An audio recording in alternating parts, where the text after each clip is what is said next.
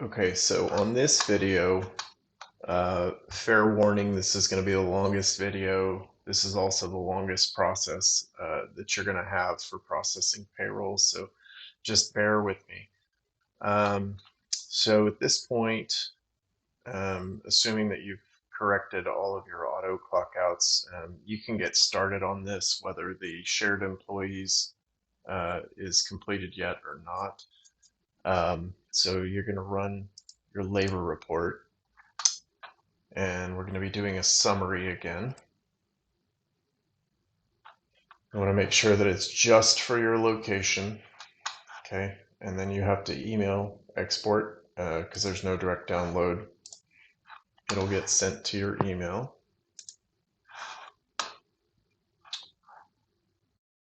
And then once you get it, click on the download link,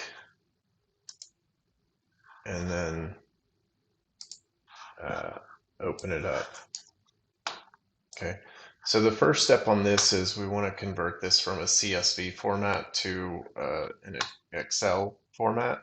So click on Save As, and then you're going to change this to the very top one, which is Excel Workbook. And then you're going to rename it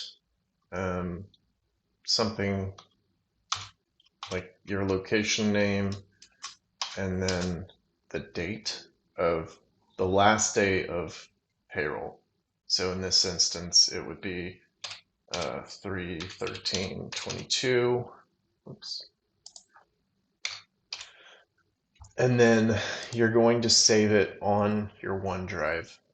You'll need to know where your OneDrive folder is. If you aren't able to locate it, just let me know and I can help you find it. And then you're going to go into the shared documents. You're going to go into payroll exports, which is 1. Go to your location and then click on save, and it'll save it there. Okay. Well, for some reason mine isn't syncing up right now, but it's been converted. Hang on, just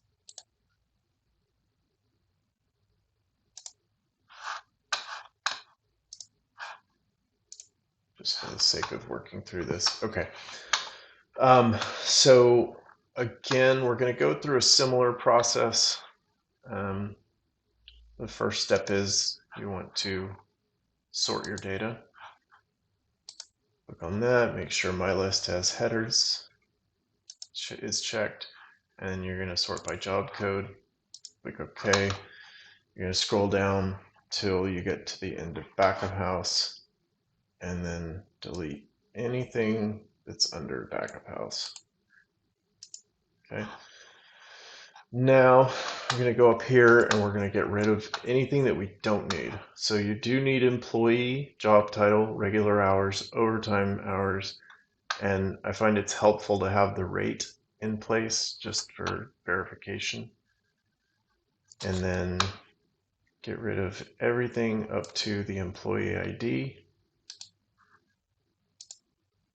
Since you know your location, you can just go ahead and get rid of these two as well. All right.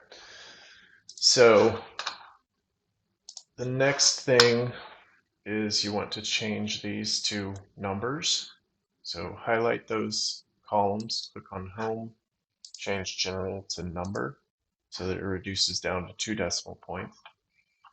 The next thing that I like to do is just to kind of keep this a little bit tighter, is I typically will go through and change these titles just so that it's faster. So I changed job title to job, regular hours to that, overtime to that, hourly rate to rate, and then job code I just changed to code. And then you can highlight the whole thing and then just click on a line between 2 columns, double click on it, and it'll separate out. And then I like to center, just personal preference, easier to read. Okay, so now we're going to continue with sorting this out. So you're going to click in this upper left-hand corner, go to Data, Sort, and then now we are going to separate these out a little bit more. So we're already sorting by code, so you're going to add a new sort by. So first it's going to do it by the code, then you want to do it by the job, and then you're going to add another one for the employee. And so first it's going to sort by the code, so front of house, back of house will stay in place, then by the job, so it'll group your bartenders, counter, sides, all that stuff together, and then the employee will put them in alphabetical order. Okay. So we have all of this separated. Front of house is going to be listed first, followed by back of house. Your job codes are broken out here.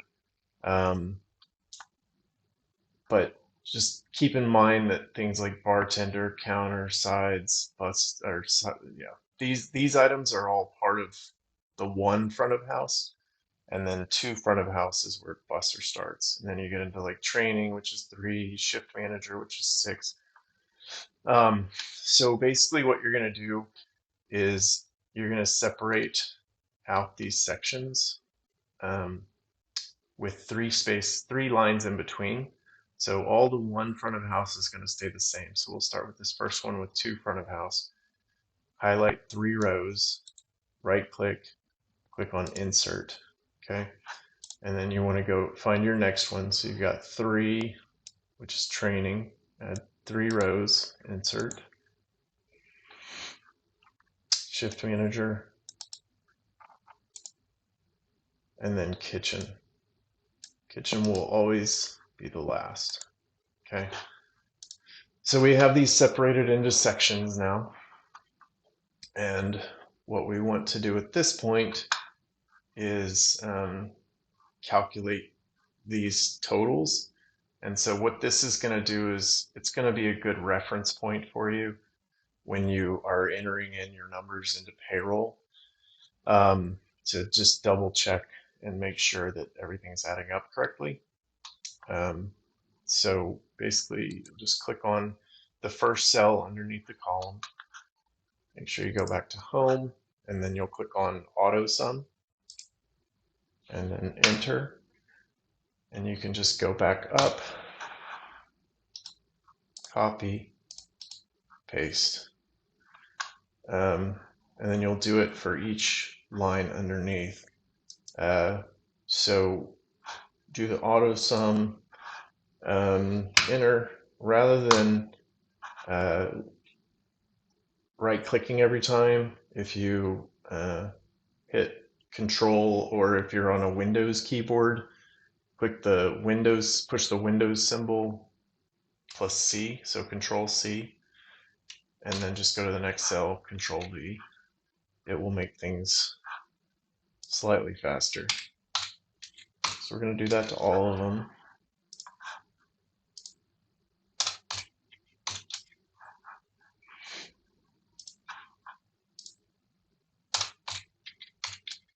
Okay.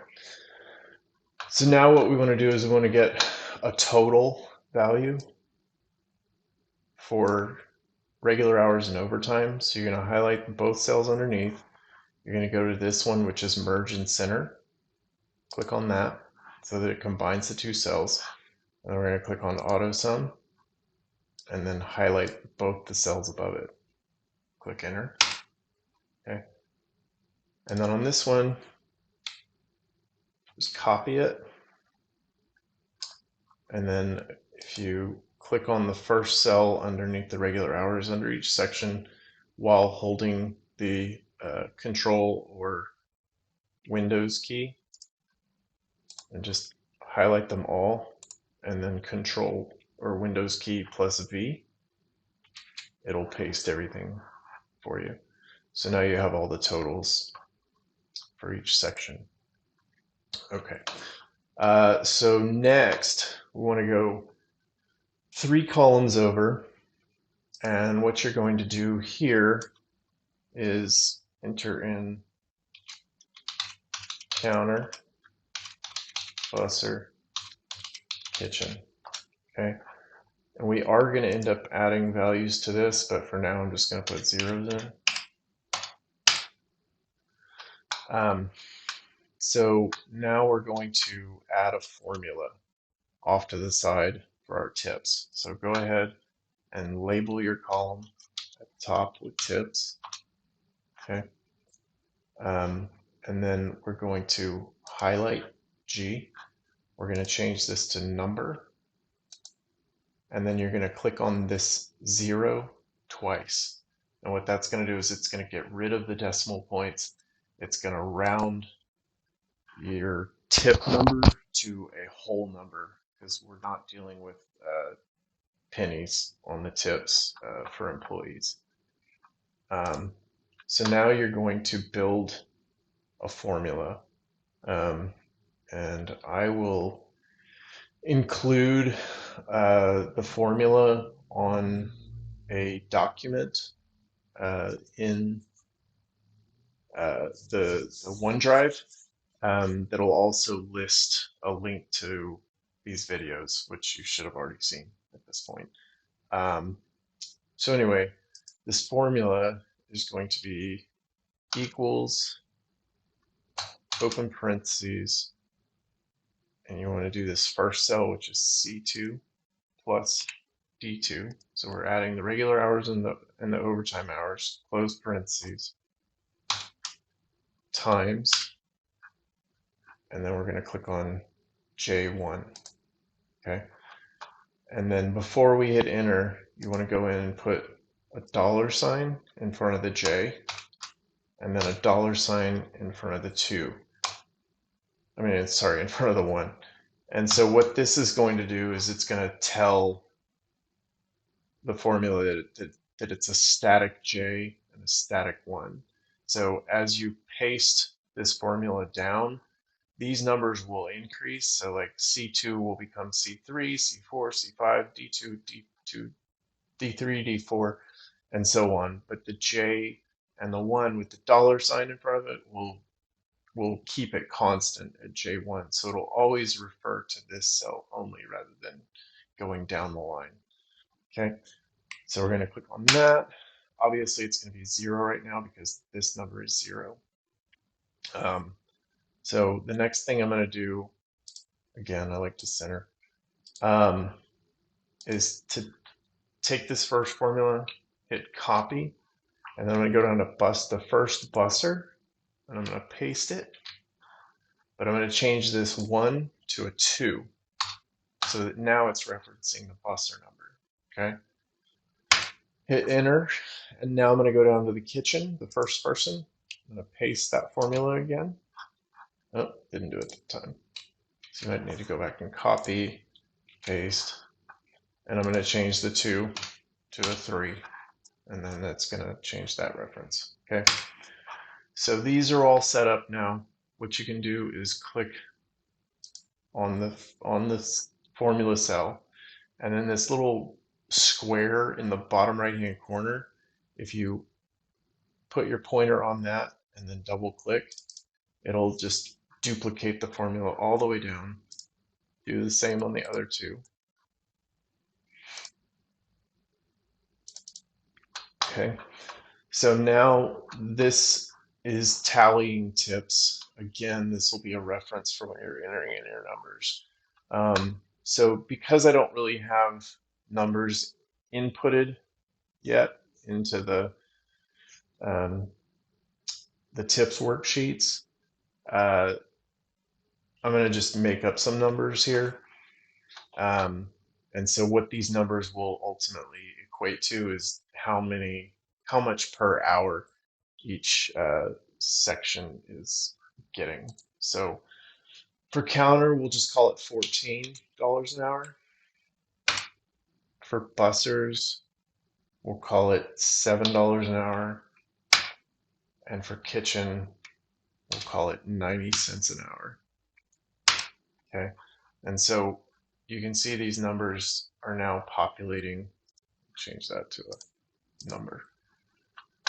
These numbers are now populating into here, and so now you're seeing how much each person is making uh, in tips. And then down at the bottom here, it's giving you a total tally of how much that section is. And so finally on this, well, sorry, there's two other things. One is I like to, and it's totally up to you, but I find that this is really helpful. If you highlight the overtime hours, but don't include the total, and if you, again, press and hold Control or the Windows key, you can highlight multiples.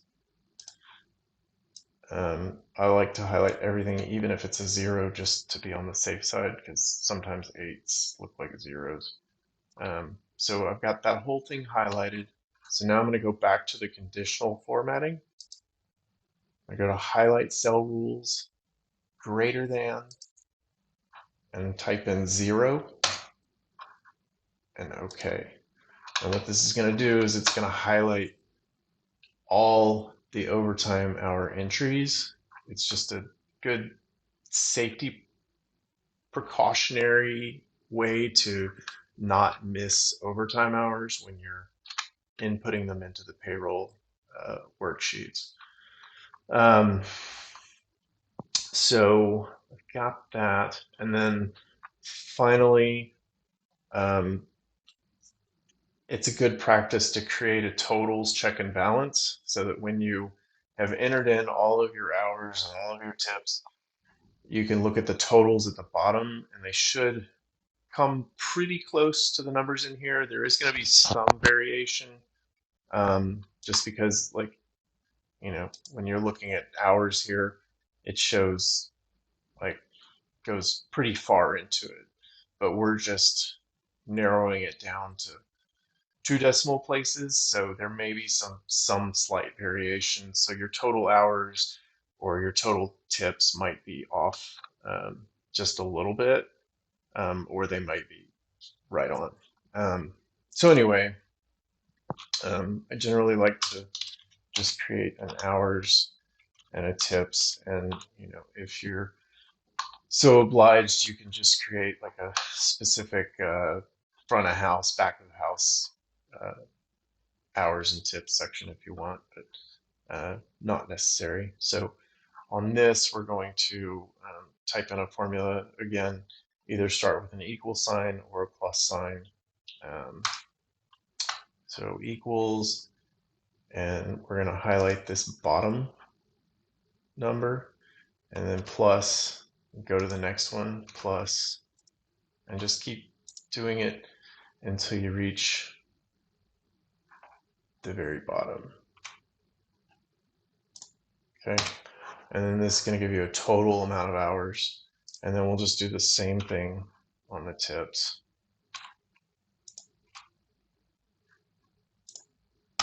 Okay. And then just get rid of your decimal places on the tips so that you have this whole number to work with. So it seems like a lot of steps. It is a lot of steps. It's a little time consuming, but I think the more you do it, the easier it will get. But you'll find that doing it this way is just easier in the long run, especially not missing overtime hours, and you know, comparing tips. You know, if you run into an error where your totals don't match up and you're only off by um, so many dollars or hours, it's really easy to find the mistake in by referring to this. Um, you know, some employees who work multiple jobs, uh, if they have different pay rates for their different jobs, then the payroll worksheets will automatically calculate out their tips correctly. But if there's an employee like Ovaldo uh, who works at Village and Tanglewood. Um, he has some side shifts and some busser shifts, but he's paid the same rate. In the payroll worksheet, he's not listed at different rates that are the same, so he only has one pay rate. And so in that instance, you would have to go through and manually add up the tips together and then enter those tips on the payroll worksheet. So um, it's pretty common to accidentally skip over somebody um, who might have that same pay rate. Um, but again, you can just reference this. And, let's say you're off, I don't know, $242.